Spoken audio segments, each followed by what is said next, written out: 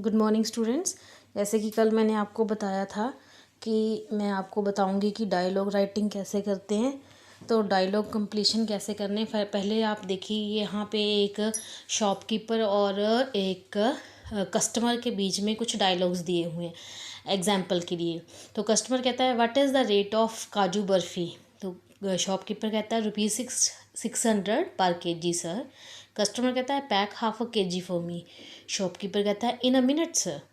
Customer but you have weight less than half a KG. Shopkeeper don't worry sir, you will have less weight to carry. Customer okay, thank you for a good piece advice. Shopkeeper well I am here to do good to my customers sir. Customer here's your money. Shopkeeper but it's less money sir. Customer don't worry, you have to count less money. Shopkeeper but that's not fair. Customer I'm simply following your advice sir. मतलब यहाँ पे बताया हुआ है ना, आप देख सकते हो कैसे, मतलब जब दो लोगों के डायलॉग्स होते हैं तो कैसे एक बोलता है, दूसरा उसका आंसर देता है, दूसरा बोलता है, फिर पहला आंसर देता है। मतलब दोनों में जैसे कन्वर्सेशन होती है, आपको पता ही है, डायलॉग्स उसे हम कहते हैं। तो आपको डायलॉग्स कैसे आने हैं, जैसे सपोज करो यहाँ पे कस्टमर ने जो what is the rate of kaju barfi पूछा हुआ है, ये नहीं दिया होगा आपको।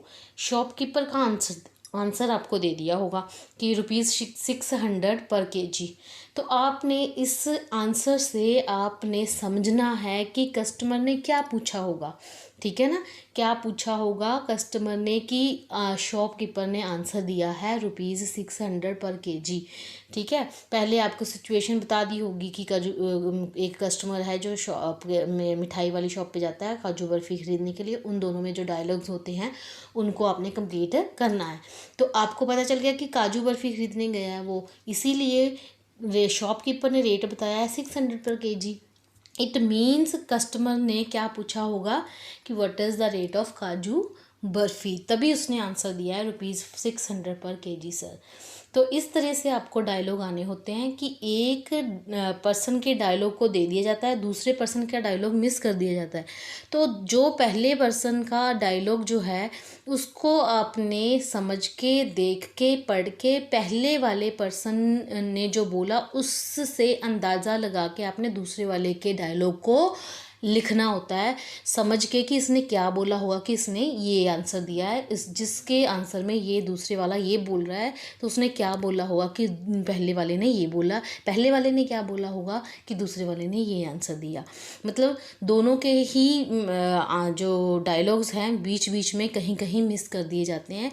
जो आपने एक का डायलॉग है उसको दूसरे के डायलॉग को पढ़ के समझ के फिर आपने उस पहले वाले के डायलॉग को लिखना होता है। इसमें सिर्फ एक बात आपने ध्यान रखनी होती है कि टेंस प्रॉपर होना चाहिए, सेंटेंस प्रॉपर होना चाहिए। अदरवाइज़ लिखते आप कुछ भी हो अपनी वर्डिंग में, ज़रूरी नहीं आप what is the rate of kaju barfi या यही पर्टिकुलर लिखा है। तो आप ये भी कह सकते हो कि कस्टमर कहता है कि will you please tell me the rate of kaju barfi, ठीक है। तो मतलब आपका सेंटेंस, आपका टेंस सही होना चाहिए, मतलब डायलॉग आपका प्रॉपर होना चाहिए, प्रॉपर टेंस में, प्रॉपर सेंटेंस में। तो वर्डिंग आप अपनी कोई भी यूज़ करते हो तो वो चल जाती है, ठीक है। अब आपको यहाँ पे मैं एक एग्जांपल दिखाती हूँ। यहाँ सॉल्व दिए हुए हैं कुछ। यहाँ देखिए रोहित जो है वो रजत को कॉल करता है और प्लान बनाते हैं वीकेंड का। तो अभी प्लान जो बनाया उन्होंने वीकेंड का, अब आपको पता चल गया, आप माइंड में भी दोनों की बातें जो है किसके रिगार्डिंग हो रही होंगी, जो वो प्लान बना रहे हैं वीकेंड स्पेंड करने के लिए उसके रिगार्डिंग। तो रोहित कहता है डैश दिस वीकेंड। तो रजत जो कहता है उसको पढ़ के आपने रोहित के डायलॉग को बनाना है कि रोहित ने क्या पूछा होगा। रजत कहता है I don't have any special plan.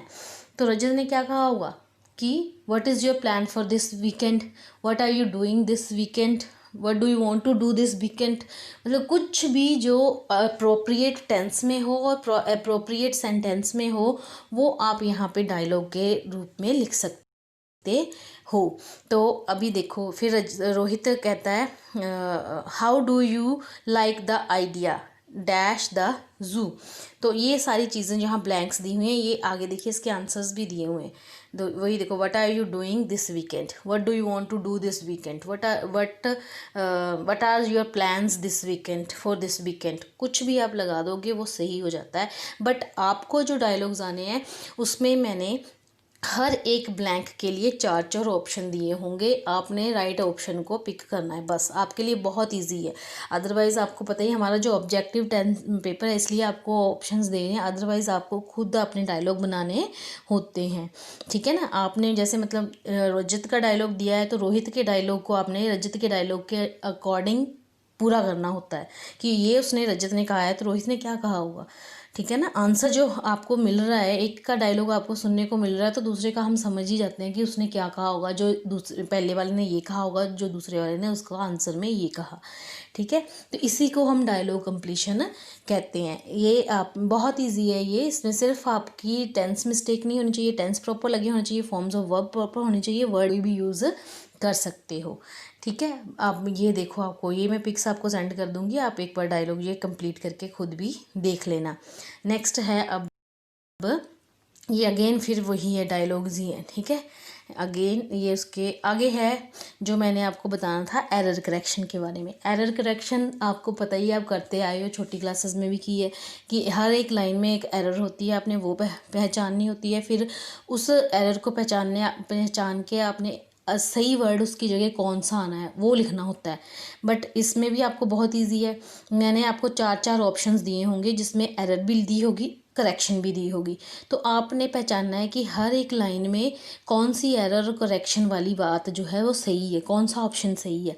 मतलब हर ऑप्शन में मैंने एक एरर कॉमा करेक्शन दोनों वर्ड्स दिए हैं, एरर भी दी है, करेक्शन भी दी होगी।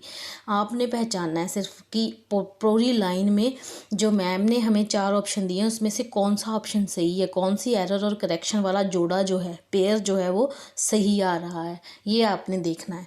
ठीक है ना, जैसे सपोज करो यहाँ पे एक लेटर सा दिया हुआ है, इसमें गलतियाँ हैं, your school goes to be closed, तो यहाँ पे गलती क्या है, गोज़ टू बी क्लोज्ड नहीं होता है, गोइंग टू बी क्लोज्ड होता है। ठीक है ना, तो गोइंग मैंने आपको दिया होगा going, goes, going, goes, went, goes, gone, तो 4 ऑप्शन हो गए ना आपको। गोज़ गोइंग वाला ऑप्शन सही है, गोज़ वेंट वाला ऑप्शन सही है, गोज़ गोन वाला ऑप्शन जो है वो सही है, या गोज़ गो वाला ऑप्शन सही है। तो आपको पता चल जाएगा कि गोज़ गलत है, गोज़ एरर है और गोइंग करेक्शन है, इसलिए गोज़ गोइंग वाला जो ऑप्शन है मैम ने दिया वो सही है। ठीक है, इस तरह आपने एरर करेक्शन भी लेनी है। तो मुझे लगता है आपको ये भी बात समझ में आ गई होगी कि एरर करेक्शन भी आपने कैसे करनी है। जैसे देखो, for the summer vacation for next Monday, अब फॉर नेक्स्ट मंडे भी मैंने लिखा होगा for on, for with, for to, for at. ठीक है ना, तो आपने पहचानना है कि फॉर ऑन वाला सही ऑप्शन है, फॉर एट वाला सही ऑप्शन है, या फॉर विद वाला सही ऑप्शन है। तो आपको पता ही है, तो ऑन नेक्स्ट मंडे होता है, ना कि फॉर नेक्स्ट मंडे, इसलिए एरर है फॉर और करेक्शन है ऑन।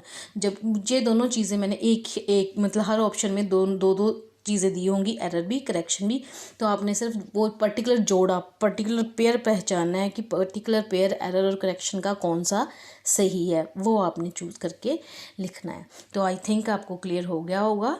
थैंक यू, अगर कोई प्रॉब्लम होगी तो आप मेरे से कॉल करके पूछ लेना। ओके बेटा, थैंक यू।